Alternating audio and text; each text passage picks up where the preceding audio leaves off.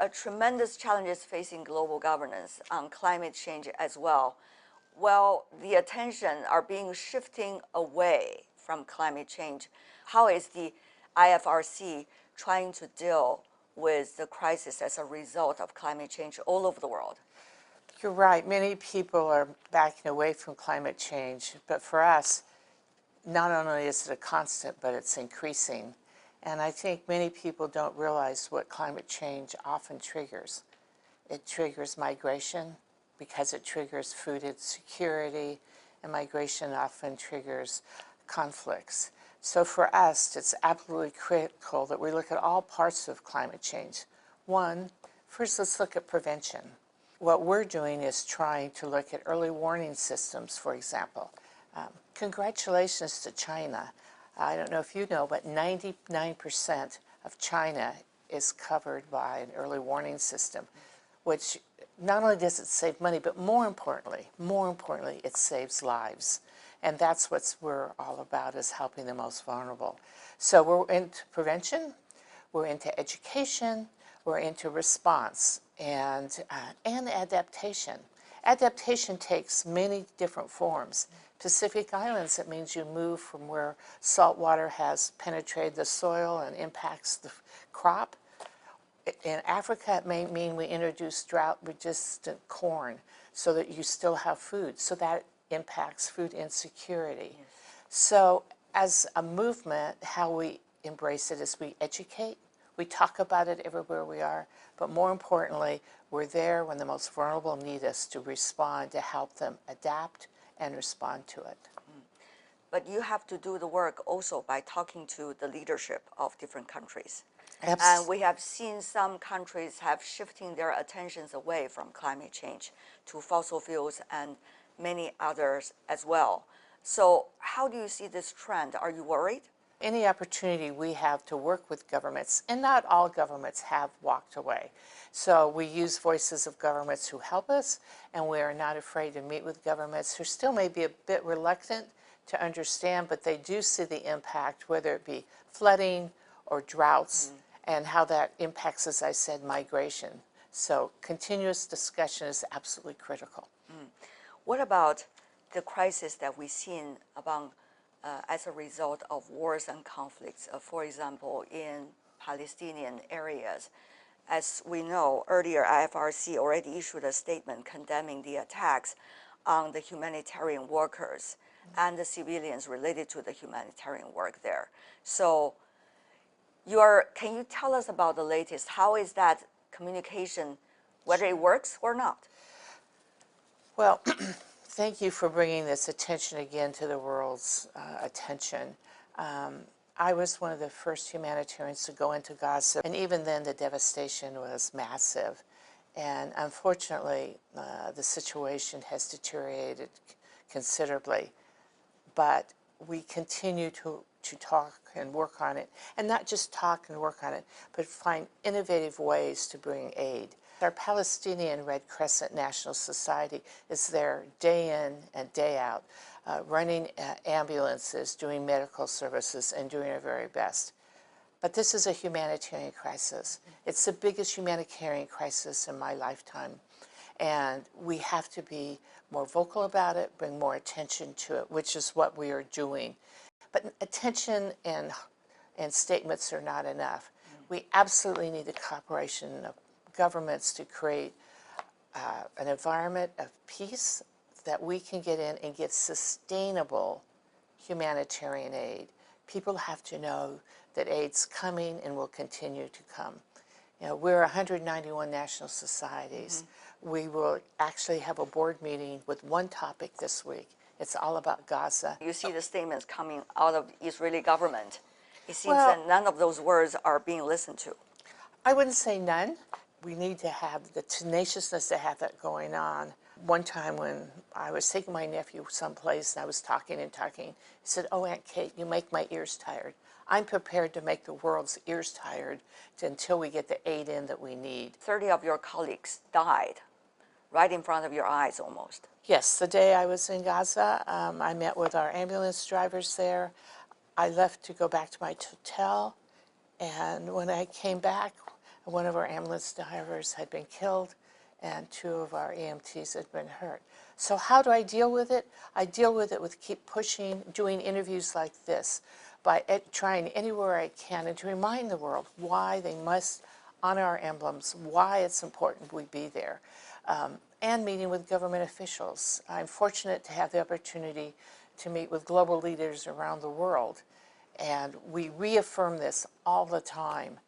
But it is a challenge, but it's one we have to meet, and we cannot afford to see a deterioration of humanitarian principles. Now, Kate, earlier there were accusations coming out of Israel about the so-called humanitarian workers are, in fact, embedded militants or accusations such as that. As someone heading one of the most important humanitarian organizations in the world, what do you make of these accusations? Well, yeah, I think there's been all sorts of attacks on humanitarians, some of them verbal. More importantly, we've become a target oftentimes. The hardest thing I've had to do as president is over 30 of my colleagues, volunteers and staff, have been killed in this conflict. Humanitarians are under attack. We are committed to our fundamental principles.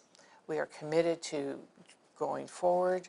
We are committed to seeing that our volunteers understand what that means. And I think if you look at what we've done and our actions, although there have been accusations, as I say to anyone, if you have proof, send it to me. I've not seen that. I've only seen heroic actions by our staff and volunteers in the Gaza conflict. How would you deal with it? I mean, the fact that probably we have a competition, whether it's the humanitarian spirit vis-a-vis the rules of the jungle. Which one will prevail? Well, I've been doing this now for 45 years. So one doesn't do anything for 45 years if you don't believe that it will prevail. And I think you have an option. You can focus on what we've said, the downside. We have 16 million volunteers around the world. 16 million people have raised their hand and said, I'm going to be a humanitarian. I'm going to make a difference. And oftentimes, many of them are where conflict does arise, or they're in difficult situations, and still. So I want to focus on the hope and the dedication of the 16 million, and I think our collective voice, our collective action will make a difference. War zone is not the only challenge that IFRC and many international organizations are facing, but also funding. As we know, these days, global governance has been undermined by some of the major countries' policies of walking away rather than strengthening the system. So what does that mean to you as the head of IFRC? Yeah. Well, as I like to say, that humanitarian landscape has changed massively this year. Traditional funders have gone by the way, and it has forced us to do a couple things. First of all, we need to look at what we're doing and how we're doing it. And again, I think we're fortunate that we're often at the community level. We rely a lot on volunteers. So how do we do that more effectively? Second, we need to look at non-traditional donors, whether it be corporations, foundations, but we need to have the conversations. And even some of the more traditional step back, we're continuing to have dialogue with them. What kind of dialogue? Can you tell us more about that? Well, I think the dialogue is to talk about, I'm a retired business executive, and I found when I talk to government and business leaders, again, sometimes it's an economic case. Tell them why, in their best interest, it's best that diseases don't spread, right? Yeah. That we don't have food insecurity so people don't migrate and cause different problems down. Oftentimes, we focus on the results of what's happening with the cuts and don't spend enough time talking about the causes and how people can be part of the solution. So it's, I think, re-educating people and what the benefits are to give, and why it's important they do, and realizing there's going to be a bit of a rebalancing in the world, and different voices can have a great impact as well. What kind of level in the government, for those who, the governments that tend to walk away these days, what kind of level are you in communication with? Well, we go to minister level, prime minister level, president level, so at the highest level as well. But don't underestimate in many national What systems. if they give you a stone face? They don't. You know, behind closed doors, with an opportunity to tell our stories, it's amazing how much agreement we get from people that, yes, it needs to be done. Maybe differently, but it needs to be done. Again, I believe when we tell our impact, we tell our story, we are able to either reinforce behavior we see or change behavior. But it has to be timely, isn't it? Because this huge organization needs support. Absolutely. Every single day we need to support, whether it be through health programs like vaccines and, as I've mentioned, food, preparing for the next disaster. Just right before I came, we were told that there had been a major earthquake in Afghanistan. We have an assessment team on the ground. We're already going to raise money, funding money to get people right now. So, and it's at those points to contact even the governments where that's happened. Governments we know that will respond to us. And we do a lot of preventative work too by having ongoing dialogues with our donors and our volunteers. Is it a heavy task to knock on people's doors? I don't know. I wouldn't say heavy. It's an opportunity. When you have, if you believe in a passion, as I do, the Red Cross, Red Crescent, there's a certain joy to be able to tell what we're doing, even though what's happening to people is you know, maybe it's disaster, climate, whatever. But to talk about it, I get enthused by having the opportunity To make a change. to make a change. Absolutely.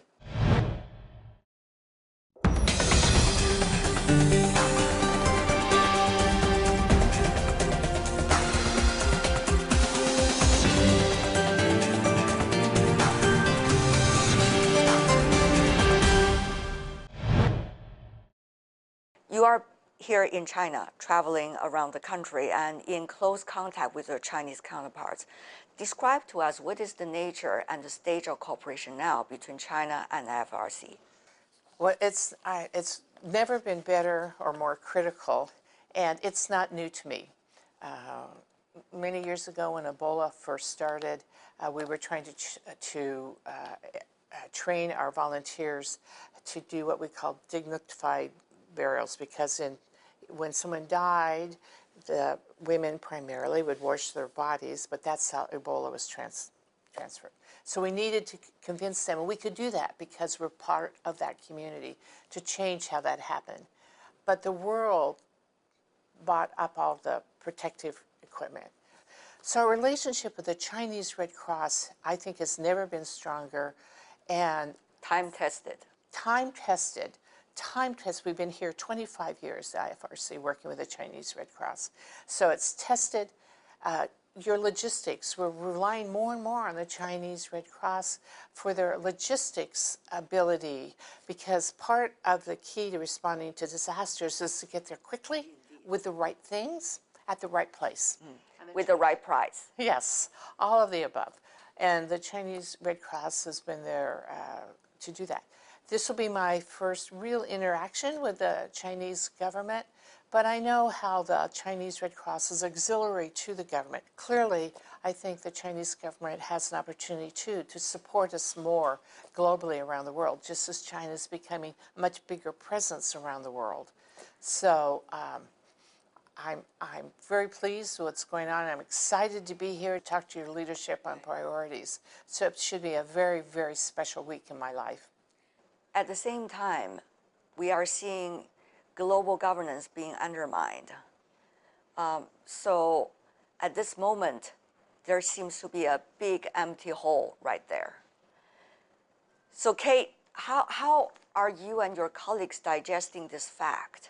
And how are you seeing this transitional period, if we could put it diplomatically. It's often an opportunity as well, right? A challenge and an opportunity. And it's which side of the coin do you want to look at? And so how we're looking at it is this is the time with increasing needs, greater impact, to meet with any government to say you can be part of the solution working through the Red Cross, Red Crescent movement.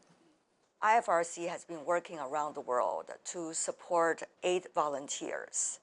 And you have tremendous amount of them, as you earlier mentioned. How to make sure there's going to be a supportive system always for them, and always make sure that they are just as confident as you are about your cause, and at the same time have the right skill sets. Well, the movement's about 160 years old. Indeed. And we're still here, we're still relevant.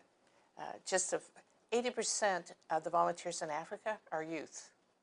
Everywhere I go, and I know it'll be the same here, youth, they love the Red Cross, Red Crescent. They love being involved. They love making a difference. And we work very hard for them to have a voice at the table. We have a youth commission, we have a youth member on our board, and I listen to them very closely because they understand what's going on with the communities more than anything. Plus, they're much more tech savvy than I'll ever be. And we have to learn how, one of my speeches while I'm here is going to be about artificial intelligence and how it impacts the humanitarian sector. So how do we do it? I find, again, when youth are given the opportunity to volunteer, they want to. When youth, they're often the first to arrive, and they understand and are very innovative. And when they have that kind of engagement, they have that kind of environment to work in, they come. That's what's going to keep us going. The fact that we continue to bring the next generation and the next generation in. And I worry about a lot of things, but having youth is not one of the things I worry about because I see the impact they make globally, everywhere. But back to reality, despite of that very inspiring speech, Kate, a lot of young people that I have talked to, whether it's here or elsewhere in the world while I travel, get a little bit disillusioned as a result of reality, how the world is changing. Yeah, and I hear that too a lot. Some of the benefits of having gray hair and having been a 45-year-old volunteer, I know how much the world has changed in this period. Now, the speed of change is even greater. And when, again, I'll come back to what I said before, given the opportunity, when you sit down with youth and ask them, come be part of the solution, don't just be worrying about it or being off in the corner, being isolated with your electronical, come, see. They change. And when they change, not only do they change who they help, not only do they help us, the Red Cross, but society in general benefits from them being engaged. And I want to learn from you as well, Kate, because while you are dealing with crisis every day, that's the nature of your job.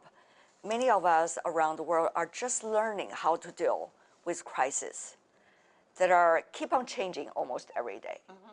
So what is the skill sets, basic skill sets a person needs to have to deal with all of these instability, uncertainty, unpredictability? Yeah. Well, I can only talk about myself and what I try to communicate to our volunteers and staff. First, acknowledge that, yeah, this is a difficult time. Just acknowledge that. But we've seen difficult times in the past. And again, I just believe you have two choices. You can sit in the corner and do nothing, or you can become engaged and make a difference in one person's life. I'll tell you one quick story. I was at one of our national societies that had developed a course for the blind, and we'd never had that before. And I met a woman, and because she was totally blind, no vision, her baby was choking. She was able to get the Heimlich movement. The baby lived. We don't know what that baby's going to be. It may be the next great peacemaker. It may be the one to find a cure for AIDS. We don't know. So if you help some other human being, it helps you, but you never know how that plays forward. And so I think how you cope is when I come back from a disaster, I can focus on the negative, or I can focus, I said, 16 million people who step up every day as volunteers to say, I want to make a difference. I'm going to help someone I may never have met, I may never see again, but you also never know what goodness they could have gone on to do. This year marks the 80th anniversary of the United Nations. As we know, the global governance is having the UN system as the backbones, and now we earlier mentioned already the danger of being undermined, both the authority of the UN and the effectiveness of the UN. Now, IFRC, even though not part of the UN system, has been working with the UN system around the world on many disaster-related issues. What is your observation of where the UN is, and what does that mean for your cooperation with them and the global governance as a whole? It's a big question, though. We work with the UN on many fronts, not only disaster, but health issues as well. So our relationship is multifaceted, and I think as a sector, we probably haven't done a good enough job of explaining how this partnership works and why it's critical, quite frankly. We need to talk about that a bit more. But, so how? Well, one thing, how can we more effectively, in the humanitarian sector, much like the business sector, there's still elements of competition, if you will. We can't afford that in the humanitarian sector. There are not enough resources. Too many people are increasing and needing need. So we need to, communication, some of it's just very simple to improve our coordination, which I think we're doing. We need to avoid, when I say coordination, it's duplication of efforts, assuring that as much gets to the most vulnerable as it can be. And, there's simple things from absolutely going to visit sites. Last year, went to Cox's Bazar, which is a UN refugee camp, the largest in the world, run by the UN. But we're there, we're running clinics, we're providing safe water, we're doing training of safe first aid and such. And when I was there, I noticed some things that I thought could be improved, and immediately called, and then went to New York. We had a series of meetings with a number of ministers, and change happened. Change can happen. And I think, again, sometimes we just think, oh, people must know this, that's the way it is.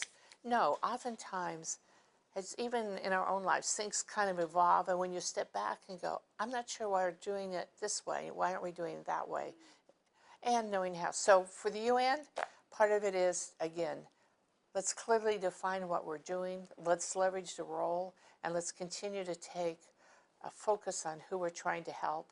And in climate change, what actions do we need governments to do? Because there's a forum, there aren't many forums like that where you have that opportunity. Having said that, though, how are you navigating the geopolitics? I guess if I were to be honest, it's the one thing that surprised me the most about giving in this position, how absolutely critical it is. That how when we're getting ready to make decisions, we need to involve governments, understand their perspectives, so we don't wait for just the UN to happen or whatever. We can target specific countries and problems to have it. So part of navigation comes back again to communication and education, and again, in many cases, asking for resources. You make a very heavy task as if it's easy. It is not, especially these days, Kate. I'm sure you understand what I'm talking about. It is a much more fragmented society and world. There seems to be more competition going on among countries, if not rivalries. And there's also even a stronger trend of national-centric mentality. And none of those are going to be very helpful, I guess, for a humanitarian organization like yours. I think that's true, but what we have that I don't know any other network has, we have 191 national societies who are auxiliary to their governments. So we have the opportunity, working through our national societies, to have conversations that others don't. Your And- national society, they might have different interests as well as a result of where they're coming from. Well, yes, but they all believe in the fundamental principles, and they all understand that what we're trying to do is help the most vulnerable, and what does that mean? And we have had people in the same room before closed doors on both sides that we see work very cooperative. You mentioned Gaza. MDA, the Israeli Ambulance Service, and the Palestinian Red Crescent Ambulance Service, at that level, we're working together very well. And it's through those examples that my hope would be people would say, if the Red Cross, Red Crescent movement can do it, why can't we? So part of it, is it a challenge? Of course it's a challenge. But okay, it's a challenge. Now let's go forward and figure out a solution. I like that. Kate, what a pleasure. Well, Thank you so much for joining us. Thank you. It was my Appreciate pleasure. it.